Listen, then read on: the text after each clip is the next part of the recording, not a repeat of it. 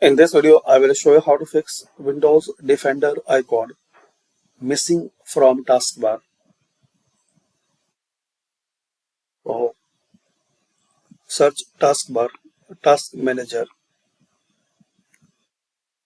and open task manager.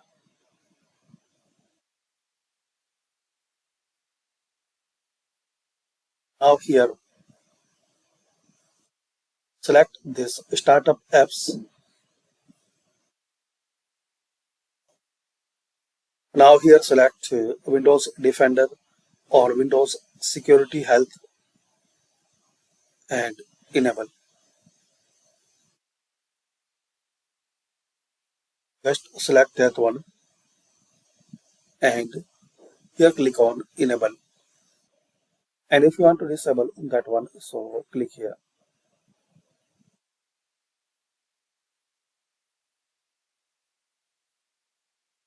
Or this way you can enable or disable Windows Defender icon. Thanks for watching.